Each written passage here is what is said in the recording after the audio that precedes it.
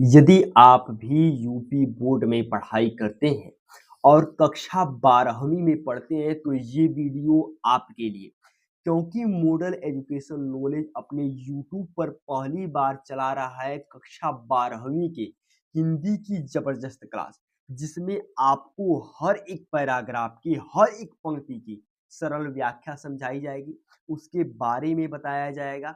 जैसे कि आप हमारी स्क्रीन पर थंबनेल ही देख पा रहे होंगे। स्क्रीन पर हमने अच्छे तरीके से पहले ही लिख दिया है आपको कि भैया यहाँ पर अध्याय 1 पढ़ाया जाएगा जिस अध्याय का नाम होगा पवन दूतिका। ठीक है, पवन दूतिका इसका नाम इसलिए रखा गया क्योंकि इसमें राधिका जी की कहानी का वर्णन किया गया है। राधिका जी पवन को दूत बनाकर श्री कृष्ण जी के पास भेजती हैं, इसलिए इस चैप्टर का नाम रखा गया है पवन दूतिका। ठीक है, और ये वीडियो पार्ट 1 होने वाली है। ठीक है, पार्ट 2 की वीडियो में आपको पूरा हिंदी के इस चैप्टर को खल्लास कर दिया जाएगा। यानी कि पार्ट 1 में आपको आधा चैप्टर पढ़ा दिया जाएगा और पार्ट 2 में आपको पूरा चैप्टर पढ़ा दिया जाएगा। इसमें हर एक पंक्ति की सरल व्याख्या की जाएगी, यहाँ से आप देख सकते हैं, और अच्छे तरीके से आसान भाषा में की जाएगी। और जो छात्र 2026 और 27 में बोर्ड एग्जाम देने वाले हैं, जो भी छात्र 26 और 27 में बोर्ड एग्जाम देने वाले हैं, वो इसको वीडियो को ज़रूर देखेंगे क्योंकि आप यूट्यूब पर बहुत वीडियो खोजते हैं कि आपको सरल भाषा में बताई जाए लेकिन कहीं बताई नहीं जाती है। लेकिन मॉडल एजुकेशन नॉलेज हर एक पंक्ति के हर एक लाइन को अच्छे तरीके से बताएगा और अच्छे तरीके से आपको समझाने का प्रयास करेगा। अगर आप मॉडल एजुकेशन नॉलेज से पहली बार जुड़े हुए हैं तो इस चैनल को सब्सक्राइब कर लीजिएगा। ठीक, वीडियो को अगर लाइक कर दीजिएगा और वीडियो को शेयर कर दीजिएगा। ठीक है, तो चलिए बिना समय गवाए वीडियो को स्टार्ट करेंगे। तो यहाँ से पहले पैराग्राफ को हम पढ़ेंगे। तो यहाँ से आप देख सकते हैं भैया कि ये आपका पहला पैराग्राफ दिया गया। ठीक है, पहले पैराग्राफ को अच्छी तरीके से समझते हैं, अच्छी तरीके से देखते हैं कि क्या पहले पैराग्राफ में दिया गया। ठीक है, पहले पैराग्राफ में दिया गया भैया कि बैठी खिन्ना यक दिवस में वह गेह में थी अकेली, वह गेह में थी अकेली। ठीक है भैया, तो जो पवन दूतिका है भैया उसके लेखक उसके कवि जो है अयोध्या सिंह उपाध्याय हरिगोज जी। और हरिगोज जी ने पहले लाइन की पहले पंक्ति में उन्होंने क्या कहा कि बैठी खिन्ना, खिन्ना मतलब क्या होता है भैया? खिन्ना मतलब होता है दुखी पूर्वक। ठीक है, यक दिवस मतलब होता है एक दिन। ये जो एक दिवस लिखा गया है, इस एक दिवस का मतलब है एक दिन, और इस गे का मतलब होता है भैया घर। ठीक है, गे का मतलब क्या होता है? घर। तो इसकी पहले लाइन की कहने का अर्थ है भैया कि अयोध्या सिंह उपाध्याय जी कहते हैं कि एक दिन राधिका जी अपने घर में उदास बैठी हुई थी।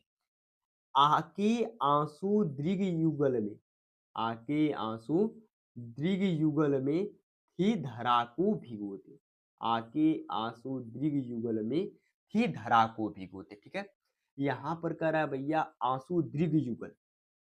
ठीक है, दृघ युगल मतलब होता है दोनों आंख। थे धरा, धरा मतलब होता है भैया पृथ्वी, धरा मतलब पृथ्वी को भिगोते मतलब को भिगो रहे थे। ठीक है, यानी कहने का अर्थ है उनके अयोध्या सिंह उपाध्याय जी के कहने का अर्थ है कि और उनकी आंखों से आंसू बहकर धरती को क्या कर रहे थे भैया?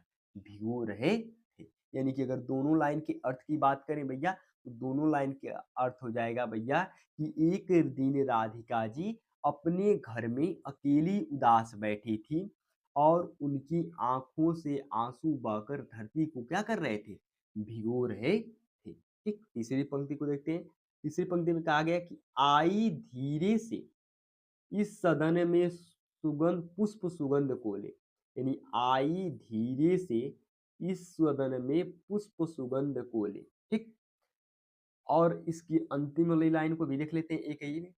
प्रातः वाली सुउपवन इसी काल वातायनों से। ठीक है, वातायन मतलब होता है भैया आपका खिड़की। ठीक है, इस वातायन मतलब आपका खिड़की होता है। तो यहाँ पर क्या कहते हैं अयोध्या सिंह उपाध्याय जी? कहते हैं भैया कि तभी सुबह की अच्छी हवा फूलों की सुगंध लेकर धीरे धीरे खिड़की से उनके घर में क्या करती है? प्रवेश करती है। यानी कि इन चारों लाइन के अगर अर्थ एक बार समझे, पहले पैराग्राफ का पूरा अर्थ एक बार समझे तो पहले पैराग्राफ का पूरा एक बार में अर्थ हो जाएगा भैया कि एक दिन राधिका जी अपने घर में अकेली उदास बैठी थी और उनकी आंखों से आंसू बहकर धरती को भिगो रहे थे। तभी सुबह की अच्छी हवा फूलों की सुगंध को लेकर धीरे धीरे से खिड़की से उनके घर में क्या करती है, प्रवेश करती है। ठीक, तो ये रहा पूरे पहले पैराग्राफ का अर्थ। पहले पैराग्राफ को आपको अच्छी तरीके से समझा दिया गया। अब इसके दूसरे पैराग्राफ में क्या दिया गया है इसको देखते हैं। ठीक है, तो यहाँ से आप दूसरा पैराग्राफ देख सकते हैं भैया। दूसरे पैराग्राफ में आपको दिया गया है कि संतापों को विपुल बढ़ता देख के दुखता हूँ, धीरे बोली स दुख उससे श्रीमती राधिकाई। क्या कहा गया भैया कि संतापों को विपुल बढ़ता देख के दुखिता हूँ, धीरे बोली स दुख उससे श्रीमती राधिकाई। ठीक है, यहाँ पर यूं है कि हो गया है। तो दूसरे पैराग्राफ में कहा गया है भैया कि संतापु मतलब, संताप मतलब होता है भैया दुख। ठीक है, और कह रहा है भैया इस लाइन का अर्थ हो जाएगा कि दुखों को बहुत बढ़ता देखकर दुखी होकर श्रीमती राधिका ने धीरे से दुख से भरकर हवा से कही। धीरे से दुख से भरकर किससे कही भैया, हवा से कही। क्या कहती है हवा से, हवा से कहती है कि प्यारी प्रातः पवन इतना क्यों मुझको है सताती। कहती है कि हे सुबह की प्यारी हवा, तुम मुझे इतना क्यों सता रही हो। क्या तू भी है, क्या तू भी है कलुषित हुई काल की क्रूरता से। क्या तू भी हुई, कहती हैं कि क्या तू भी है कलुषित हुई काल की क्रूरता से। यानी राधिका जी पवन से कहती हैं कि क्या तुम भी समय की इस कठोर और क्रूरता से क्या हो गई हो, प्रभावित हो गई हो। कहती हैं कि क्या तुम भी इस समय की कठोरता और क्रूरता से प्रभावित हो गई हो। ठीक, अब इस दूसरे पैराग्राफ के पूरे लाइन के अर्थ को देखें। यदि चारों लाइन के अर्थ को देखें तो भैया चारों लाइन का अर्थ अगर एक साथ समझेंगे तो बहुत बेटर तरीके से समझ में आएगा। कह रहा है कि संतापों को विपुल बढ़ता देख के दुखिता हो, धीरे बोली स दुख उससे श्रीमती राधिकाई। यहाँ पर यूं है, थोड़ा वो लिखा गया है। एक राधिकाई, प्यारी प्रातः पवन इतना क्यों मुझको है सताती। क्या तू भी है कलुषित हुई काल की क्रूरता से। ठीक, राधिका जी पवन से पूछती हैं, ठीक, कि दुखों को बहुत बढ़ता देखकर दुखी होकर श्रीमती राधिका ने धीरे से दुखी पूर्वक हवा से कही। क्या कही भैया कि प्यारी सुबह की हवा, तुम मुझे इतना क्यों सता रही हो। क्या तुम भी समय की इस कठोरता और क्रूरता से प्रभावित हो गई हो। ठीक, ये रहा आपका दूसरा पैराग्राफ। चलते हैं अगले पैराग्राफ पर। ये रहा आपका पैराग्राफ नंबर 3। पैराग्राफ नंबर 3 को भी अच्छे तरीके से समझने का प्रयास करते हैं। लिखा गया भैया कि मेरे प्यारे नौ जलद से कंज नेत्र वाले, जाके आए न मधुबन से और न भेजा संदेशा। मैं रो रो के प्रिय विरह से बावली हो रही हूँ, जाके मेरी सब दुख कथा श्याम को तू सुना देना। ठीक, अब क्या राधिका जी कहती हैं भैया पवन से, इसको सुनते हैं। राधिका जी पवन से कहती हैं कि मेरी प्यारे नौ जलद से कंज से नेत्र वाले, कहती हैं कि मेरे प्यारे जिनकी छवि नए काले बादल जैसी और जिनकी आंखें कमल के समान क्या है, सुंदर है, जाके आए न मधुबन से और न भेजा संदेशा। और कह रहे हैं भैया कि वह मधुबन यानी मथुरा जाकर वापस नहीं आए और न किसी भी प्रकार का संदेश ही भेजा। मैं रो रो के प्रिय विरह से बावली हो रही हूँ। और कहती हैं कि मैं अपने प्रिय के बिछड़ने के दुख में रो रो कर बावली सी हो गई हूँ, पागल सी हो गई हूँ, जाके मेरी सब दुख कथा श्याम को तुम सुना देना। कहती है पवन से, हे पवन, तुम श्याम के पास जाकर, मेरे श्री कृष्ण के पास जाकर मेरी इस दुख की सभी कथाओं को उनको क्या कर देना, सुना देना। अब कौन कौन सी इनकी दुख की कथा है राधिका जी की, वह पैराग्राफ नंबर 4 में पढ़ेंगे। तो ये रहा आपका पैराग्राफ नंबर 4। और पैराग्राफ नंबर 4 में वो क्या-क्या अपना दुःख बताती है, इसके आगे पैराग्राफ में पूरे इनकी दुखों का वर्णन किया गया है। तो पैराग्राफ नंबर 4 में कहती है भैया कि ज्यों ही मेरा भवन तज तू अल्प आगे बढ़े। तज मतलब होता है भैया छोड़कर, भवन मतलब होता है घर। कहती है फिर कि शोभा वाली सुखद कितनी मंजु कुंजे मिलेगी, प्यारी छाया मृदुल स्वर से मुँह लेंगी तुझे वे, तो भी मेरा दुख लख वहाँ जा विश्राम लेना न लेना। ठीक है। अच्छा, क्या कहती है भैया राधिका जी पवन से? राधिका जी पवन से कहते हैं कि ज्यों ही मीरा भवन तज तू अल्प आगे बढ़ेगी। राधिका जी पवन से कहती हैं कि जैसे ही तुम मेरे घर को छोड़कर थोड़ी दूर आगे बढ़ोगी, शोभा वाली सुखद कितनी मंजू कुंजें मिलेंगी। तो तुम्हें बहुत सी सुंदर सुख देने वाली प्यारी प्यारी क्या मिलेंगी? वाटिकाएं मिलेंगी। प्यारी छाया मृदुल स्वर स्वर से मोह लेंगी तुझे वे। और कह रहा है कि उनकी मनोहर छाया और पक्षियों के मधुर स्वर से वह तुम्हें अपनी ओर क्या करेंगी? आकर्षित कर लेंगी, मोहित कर लेंगी। तो भी मेरा दुख लख वहाँ जाना विश्राम लेना। तो क्या कहती हैं कि लेकिन तुम मेरे दुख को याद करके तुम वहाँ रुककर आराम मत कर लेना। यानी राधिका जी पवन को समझाती हैं कि तुम मेरे घर को छोड़कर आगे बढ़ोगी, तुम्हारे रास्ते में बाधाएं आएंगी, सुंदर वन दिखेंगे, बगीचे दिखेंगे, चिड़ियों की स्वर दिखा मधुर स्वर सुनाई देंगे, लेकिन इन तुम सभी की बातों को सुनना, लेकिन मेरी बातों को याद रख के, मेरे दुख को याद रख के वहाँ विश्राम मत करना। ठीक है, तुम वहां से आगे बढ़ जाना। ठीक। अब 5 नंबर पैराग्राफ में देखते हैं। ये रहा आपका पैराग्राफ नंबर 5। और पैराग्राफ नंबर 5 को भी अच्छे तरीके से देखते हैं भैया। पैराग्राफ नंबर 5 में कहा गया कि थोड़ा आगे सरस रव का धाम सतपुष्पों वाला। फिर कहती है कि अच्छे अच्छे बहुद्रुम लतावान सौंदर्यशाली, प्यारा वृंदा विपिन मन को मुग्धकारी मिलेगा, आना जाना इस विपिन से मुंह मना न होना। क्या क्या बातें बताई गई हैं इसमें? 5 नंबर पैराग्राफ अच्छे तरीके से समझने का प्रयास करते हैं। कह रहा है कि थोड़ा आगे सरस रव का धाम सतपुष्पों वाला। कहती है राधिका जी पवन से कि थोड़े दूर पर, यानी कि थोड़ा आगे, एक मधुर ध्वनि और अच्छे सुंदर फूलों से भरा शतपुष्पों वाला तुम्हें क्या दिखाई देगा? स्थान दिखाई देगा। अच्छे अच्छे बहुद्रुम लतावान सौंदर्यशाली। और कहती हैं कि वहाँ बहुत सारे अच्छे अच्छे पेड़ और लताएं हैं, जो बहुत ही क्या होंगी? सौंदर्यशाली, यानी अत्यंत ही सुंदर होंगी। प्यारा वृंदा विपिन मन को मुग्धकारी मिलेगा। और वहां पर तुम्हें प्यारा वृंदावन मन को मोह लेने वाला भी क्या करेगा? मिलेगा।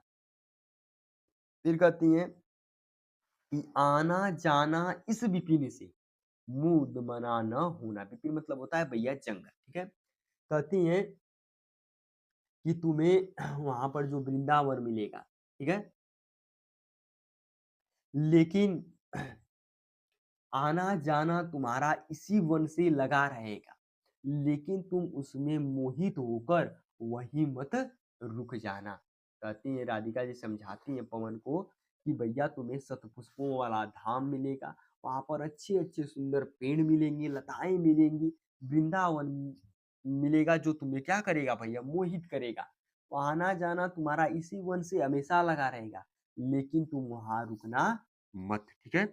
ये रहा आपका पैराग्राफ नंबर 5। अब नेक्स्ट पैराग्राफ को देखते हैं भैया। यहाँ से आपका पैराग्राफ नंबर एक 6 रहा। ठीक। पैराग्राफ नंबर 6 में क्या कहा जा रहा है, ध्यान सुनिएगा।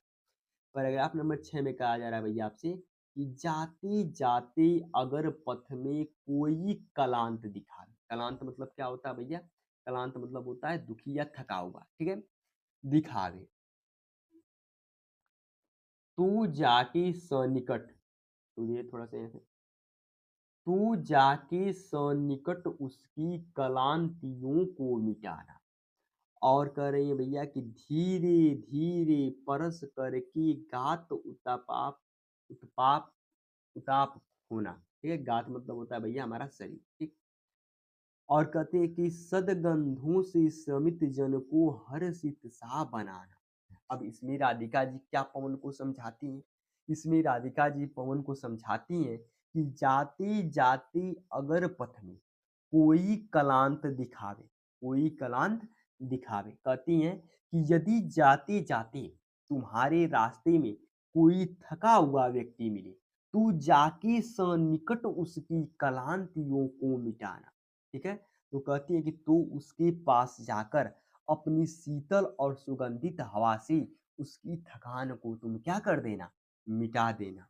धीरे धीरे परस करके गात उताप खोना। और कहती हैं कि धीरे धीरे से उसके शरीर को स्पष्ट करके करें स्पर्श करके उसकी थकावट को दूर कर देना और सदगंधों से श्रमित जन को हर्षित सा बनाना। और अपनी सुगंधित हवा से वहां उस श्रमिक को तुम क्या कर देना, उस श्रमिक को तुम प्रसन्नचित कर देना, श्रमिक को तुम क्या कर देना, प्रसन्नचित कर देना। ये रहा आपका पैराग्राफ नंबर 6। नेक्स्ट पैराग्राफ को देखते हैं, पैराग्राफ नंबर 7। यहाँ से इसको भी देख लेते हैं भैया। अब पैराग्राफ नंबर 7 में राधिका जी पवन को क्या समझाती हैं भैया? समझाती हैं कि लज्जाशील पथिक महिला, लज्जाशील पथिक महिला जो कहीं दृष्टि आए, होने देना विकृत। हाँ ठीक है, कहते हैं कि होने देना विकृत वसना तो न सुंदरी को। और जो थोड़ी भी श्रमित वह ही हो, गोद ले शांति खोना। होठों की और कमल मुख की मलायनों को क्या करना, मिटाना। ठीक है, अब इसमें राधिका जी पवन को क्या समझाती हैं भैया? इसमें राधिका जी पवन को समझाती हैं 7 नंबर के पैराग्राफ में, कहती हैं कि लज्जाशील पथिक महिला जो कहीं दृष्टि आवे। पवन से कहते हैं कि हे पवन, अब यदि रास्ते में तुम्हें कहीं पर भी लज्जवंती स्त्री दिखाई दे, लज्जाशील स्त्री दिखाई दे, तो होने देना विकृत वसना तो न उस सुंदरी को। तो तुम इतने वेग से मत बहना कि उस स्त्री का जो वस्त्र है वह अस्त व्यस्त हो जाए, जिससे कि उसका शरीर क्या हो जाए भैया, मतलब उसका शरीर क्या हो जाए, वो उसके शरीर से जो वस्त्र हैं वह अस्त व्यस्त हो जाए। ठीक है, और कहती है कि जो थोड़ी भी श्रमित हो वो गोद ले शांति खोना। यदि वह तुम्हें थोड़ी सी भी वो थकी हुई दिखाई दे, यदि वह स्त्री तुम्हें थोड़ी सी भी क्या हो, श्रमित दिखाई दे, यानी थकी हुई दिखाई दे, तो उसे गोद में लेकर उसकी थकावट को तुम क्या कर देना, मिटा देना। और होठों की और कमल मुख की मलायनों को मिटाना, जिससे कि उसके सूखे हुए होठ और मुरझाए हुए कमल सदृश्य के समान क्या हो जाए, खिल जाए। ठीक है, 7वें पैराग्राफ में ये समझाती है राधिका जी। अब 8वें में देखते हैं क्या समझाती है राधिका जी भैया। तो ये रहा आपका पैराग्राफ नंबर 8। पैराग्राफ नंबर 8 को देखते हैं अच्छी तरीके से। पैराग्राफ नंबर 8 में कह रहा भैया कि कोई कलांत कृषक ललना खेत में जो दिखावे, धीरे धीरे परस उसकी कलांतियों को मिटाना। जाता कोई जलद यदि हो व्योम में तो उसेला, छाया द्वारा सुखित करना तप्त भूतांगना को। अब देखिए भैया इसमें राधिका जी क्या समझाती है। इसमें राधिका जी समझाती हैं भैया पवन को, कहती हैं कि हे पवन, क्या कहती हैं, हे पवन, कोई कलांत कृषक ललना खेत में जो दिखावे। कहते हैं कि हे पवन, यदि किसान का कोई भी लड़का खेत में थका हुआ दिखाई दे, तो धीरे धीरे परस उसकी कलांतियों को मिटाना। तो धीरे धीरे उसके शरीर को स्पर्श करके उसकी थकावट को तुम क्या कर देना, मिटा देना। जाता कोई जलद यदि हो व्योम में तो उसेला। और कहती हैं कि छाया द्वारा सुखित करना तप्त भूतांगना को। और कहती हैं कि यदि आकाश में कोई बादल जाता हुआ दिखाई दे, तो हे पवन, उस बादल की छाया से, इस गर्मी से झुलसी हुई धरती के को भी सुख की क्या कर देना, तुम शीतलता को प्रदान कर देना। ठीक है, तो आशा करते हैं भैया कि आपको हर एक पैराग्राफ अच्छी तरीके से समझ में आ रहा होगा। ठीक है, अब देखिए ये पैराग्राफ नंबर 8 रहा, पैराग्राफ नंबर 9 को देखते हैं।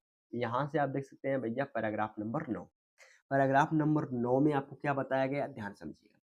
पैराग्राफ नंबर 9 में आपको बताया गया कि जाते-जाते पहुँच मथुरा धाम में उत्सुकता, न्यारी शोभा वर नगर, है ना भैया, न्यारी शोभा वर नगर की देखना मुग्ध होना। तू होवेगी चकित लख के मेरु से मंदिरों को, आभा वाले कलश जिनके दूसरे अर्क से, अर्क मतलब होता है भैया सूर्य, अर्क मतलब होता है सूर्य। अब इसमें क्या राधिका जी पवन को समझाती हैं भैया, पैराग्राफ नंबर 9 में क्या समझाते हैं। ये पैराग्राफ नंबर 9 में गलती से लिखा गया है, पैराग्राफ नंबर 9 है आपका, ठीक। अच्छा, समझाती हैं भैया, कहती हैं कि जाते जाते पहुँच मथुरा धाम में उत्सुकता हो। कहती है कि हे पवन, जाते जाते तुम मथुरा धाम पहुँच जाओगे और वहाँ जाकर तुम उत्सुक मत हो जाना। करा कि न्यारी शोभा वर नगर की देखना मुग्ध न होना। और कहते हैं कि उस श्रेष्ठ नगर यानी मथुरा की अनोखी शोभा को देखना और मुग्ध मत हो जाना। और फिर कहते हैं भैया कि तू होवेगी चकित लख के मेरु से मंदिरों को। और कहती हैं कि तुम उन सुमेरु पर्वत जैसे मंदिरों को देखकर चकित रह जाओगी। आभा वाले कलश जिनके दूसरे अर्क से, यानी कि जिनके चमकते हुए कलश दूसरे सूर्य के समान क्या होते हैं, प्रतीत होते हैं। यानी जिनके चमकते हुए जो कलश हैं वह दूसरे सूर्य के समान क्या होते हैं भैया, प्रतीत होते हैं। ठीक, अब देखते हैं पैराग्राफ नंबर 10। ये रहा आपका पैराग्राफ नंबर 10। चलिए पैराग्राफ नंबर 10 को भी देख लेते हैं भैया। पैराग्राफ नंबर 10 में आपको कहा गया कि देखे पूजा समय मथुरा मंदिरों के मध्य जाना। नाना वाद्यों मधुर स्वर की मुग्धता को बढ़ाना। किवा लेके रुचिर तरु के शब्दकारी फलों को, धीरे धीरे मधुर रव से मुग्ध हो बजाना। ठीक है, अब देखिए इसमें राधिका जी क्या कहती हैं पवन से। राधिका जी पवन से कहती हैं कि देखिए पूजा समय मथुरा मंदिरों मध्य जाना। कहते हैं कि हे पवन, जब पूजा का समय हो तब तुम मथुरा के मंदिरों के बीच से होकर जाना। नाना वाद्यों मधुर स्वर की मुग्धता को बढ़ाना। और वहां बज रहे विभिन्न वाद्य का मतलब होता है जैसे ढोल मजीरा बांसुरी, ये हो गए वाद्य हो गए, ठीक है। उनके वाद्य की मीठी आवाज से वातावरण की सुंदरता और मोहकता को तुम क्या कर देना, बढ़ा देना। किवा लेके रुचिर तरु के शब्दकारी फलों को, या फिर सुंदर पेड़ों के उन फलों को लेना जो आवाज करते हैं। ठीक है, और धीरे धीरे मधुर रव से मुग्ध हो बजाना। और उन फलों को धीरे धीरे मधुर आवाज के साथ बजाते हुए खुद को भी बजाते हुए तुम क्या करना, मुग्ध हो जाना, यानी खुद ही मोहित हो जाना, यानी मुग्ध हो जाना अपने आप। ठीक है, कहती है राधिका जी, समझाती हैं कि यदि ये जो विभिन्न प्रकार के वाद्य बज रहे होंगे उनकी मुग्धता को तुम तो बढ़ाना ही बढ़ाना। यदि तुम्हें कोई ऐसे पौधे दिखाई दे जो वाद्य के समान हो, यानी जिनको बजाया जा सके, तुम उनको लेना और मधुर स्वर में उनको भी तुम क्या कर देना, बजा देना। ठीक, पैराग्राफ नंबर 11 देख लेते हैं भैया। यहाँ से पैराग्राफ नंबर 11 आपको देख सकते हैं। पैराग्राफ नंबर 11 में आपको क्या कहा गया है। पैराग्राफ नंबर 11 में कहा गया कि तू देखेगी जलद तन को जा वहीं तदकता हो, होंगे लोने नयन उनके ज्योति उत्कीर्णकारी, मुद्रा होगी वर वदन की मूर्ति सी सौम्यता कि सीधे साधे वचन उनके सिक्त होंगे सुधा से, सिक्त होंगे सुधा से। अब राधिका जी पवन को क्या समझाती है? अब राधिका जी पवन को समझाती है भैया 11 नंबर के पैराग्राफ में कि तू देखेगी जलद को जा रही, जा वही तदकता हो। कहती है कि हे राधिका जी, अरे राधिका जी पवन से कहती है कि हे पवन, तुम उस व्यक्ति को देखोगी जिसका शरीर बादल के समान हो, होंगे लोने नयन उनके ज्योति उत्तीर्णकारी, और तुम उनसे पूरी तरह तल्लीन हो जाओगी और उनके सुंदर मनोहर नेत्र से प्रकाश निकलता होगा। मुद्रा होगी वर वदन की मूर्ति सी सौम्यता की, ठीक। और कह रहा है कि उनके सुंदर मुख की छवि अत्यंत ही सौम्य और एक सुंदर मूर्ति के समान क्या होगी? सुंदर होगी। सीधे साधे वचन उसके सशक्त होंगे सुधा से, और उनके सीधे साधे सरल वचन अमृत से भरे होंगे, जो कि बहुत ही मधुर और क्या लगेंगे? प्रिय लगेंगे। यानी कि अब राधिका जी इस पैराग्राफ में भगवान श्री कृष्ण को पहचानने का तरीका बताती है पवन को कि तुम उनको पहचानोगी कैसे कि वही हमारे प्रिय है, ठीक है, प्रिय है। अब देखिए पैराग्राफ नंबर जो हमारा 12 है, पैराग्राफ नंबर 12 में आपको दे दिया गया भैया कि नीले फूले कमल दल सी गात की श्यामता है, और पीला प्यारा वसन कटी में पहनते हैं फबीला, और छूटी काली अलक मुख की कांति को बढ़ाती, और करा सद शस्त्रों में नवल तन की फूटती सी प्रभा है। ठीक, अब इसमें देखिए क्या बातें कही गई हैं, इनको देख लेते हैं भैया पैराग्राफ नंबर 12 को। ठीक है, पैराग्राफ नंबर 12 में आपसे कहा गया कि नीले फूले कमल दलसी गात की श्यामता, गात मतलब होता है शरीर। कह रहा है कि राधिका जी पवन से कहती हैं कि उनके शरीर की जो श्यामता होगी वह खिले हुए नीले कमल के पत्तों के समान कोमल और क्या होगी? सुंदर होगी। पीला प्यारा वसन कटी में पहनते हैं फबीला, और वे अपनी कमर में एक प्यारा सा पीला वस्त्र धारण किए होंगे जो बहुत सुंदर लग रहा होगा। ठीक है, छूटी काली अलख मुख की कांति को है, और उनके चेहरे पर बिखरी हुई काली लटें मुख को क्या कर रही होंगी?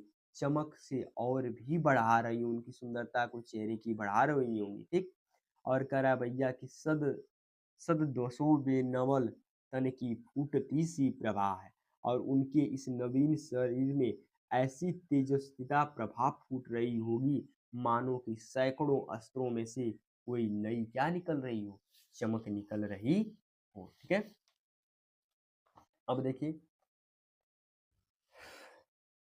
पैराग्राफ नंबर 13 को देख लीजिए, और ये लास्ट नंबर पैराग्राफ है भैया, क्योंकि सेकेंड पार्ट में आपकी पूरी वीडियो बनाई जाएगी। ठीक, देखिए पैराग्राफ नंबर 13 में कहा गया भैया कि सांचे डाला सकल वपू है दिव्य सौंदर्यशाली, सत पुष्पों सी सुरभि उसकी प्राण संपोषिका है, दोनों अंधे वृषभ वर से हैं बड़े ही सजीले, और लंबी बाहें कलब कर सी शक्ति की पेटिका है। अब इसमें राधिका जी पवन को क्या समझाती हैं भैया? इसमें राधिका जी पवन को समझाती हैं कि सांचे डाला सकल वपु है। कहती हैं कि उनका पूरा शरीर किसी सांचे में ढले हुए सा है। ठीक है, और दिव्य वपु दिव्य सौंदर्यशाली, जो दिव्य और अत्यंत ही क्या होगा? सुंदर होगा। और कह रही है भैया कि सत पुष्पों से सुरभि उसकी प्राण संपोषिका है, और कहती है भैया कि सत पुष्पों की सुरभि उसकी प्राण संपोषिका है, और कह रहा भैया कि उनके जो सतपुष्पों की सुरभि है वह प्राणों की क्या है भैया? प्राणों की पोषण करने वाली है।